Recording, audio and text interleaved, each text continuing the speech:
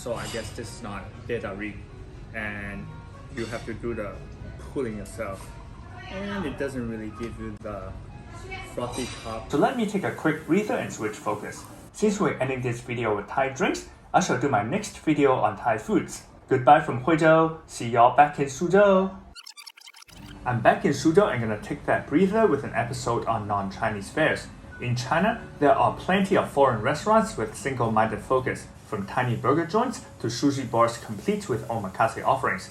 At the other end of the spectrum, there are those that stitch together a menu of dishes from disparate regional cuisines, or national cuisines in the case of this Southeast Asian eatery. It's almost like a culinary version of the Shan block. You lose the depth of a specialty restaurant, but when you're unsure of exactly what you want and you just feel like getting something in that ballpark, then go to a restaurant like this one, Hot Pot. It's convenient to just grab from a multinational grab bag of choices. Pupak udang, prawn crackers, beer chang, Southeast Asian lunch. Other than a beer, we also have another beverage. It is mainly Malaysian in origin, but ends up being named a Thai drink here. So they call this the 清迈传统手工拉茶, a traditional put tea of Chiang Mai. So I guess this is not data read, and you have to do the pulling yourself, and it doesn't really give you the frothy top that the data read is all about. Allow me to go on a tangent here. The term tetarik, literally pulled tea, is a compound of two languages, with the latter meaning to pull in Malay and the former being tea in the Hokkien branch of Chinese. This te is the same te in baku te, literally meat bone tea, a dish of Hokkien origin popular in parts of Southeast Asia. Hokkien is widely spoken in the south of Fujian Province, which is adjacent to the Chaoshan region of Guangdong Province, where locals speak the related Teochew branch of Chinese. In Teochew, the term for tea is similarly pronounced de. Hokkien and Teochew speakers constitute a significant portion of overseas Chinese, especially in Southeast Asia. Some were laborers, others merchants. When these Chinese expats returned from Southeast Asia, they brought home with them satay sauce. The second syllable te in satay sounds like the Hokkien and Teochew word te for tea, which is why the initial transcription of the te in satay is the Chinese character for tea. So far so good, right? But here comes the curveball.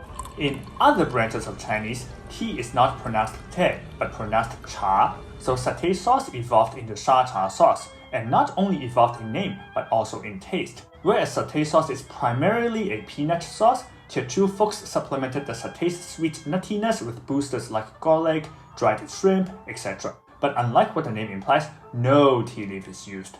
In summary, the Southeast Asian shacha or satay sauce gave rise to but is also different from the Chinese Chacha or Shacha sauce. If you enjoyed that little trivia, hit that like.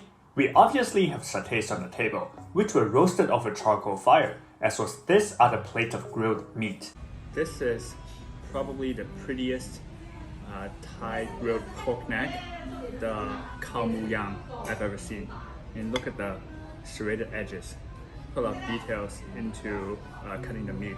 And this pork jaw is pretty fat too, so it should taste pretty well with the chili sauce, which I don't think this is the Namjin Jiao. It's a red chili sauce, but hey, it might go well with the pork too. Both the chili sauce and satay sauce are decent, but the grilling isn't very consistent. These 新加坡沙爹鸡肉串, as in Singaporean satay chicken skewers, just aren't very Singaporean. By that I mean not charred and smoky. Look at these fires from a satay stand at Ao Pat Sa, and these steaks at Newton Circus. Those are Singaporean, nicely charred and smoky. Never mind the satay is actually Indonesian or Malaysian. The slab of Thai pork neck, meanwhile, is fuming with that unmistakable smokiness, undeniably gratifying for a carnivore like myself. From that grab bag of options, we will also order dishes that I think are mainly Thai in nature as well.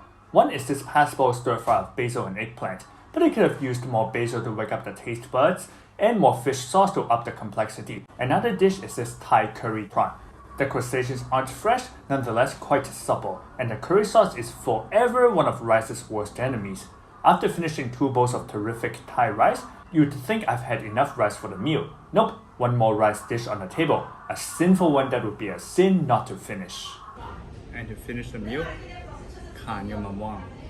sticky rice with mango, probably one of the most famous Thai desserts and one of our favorites. Some places let you pour on a shot of coconut milk yourself. Here, the sticky rice instead comes saturated with the liquid.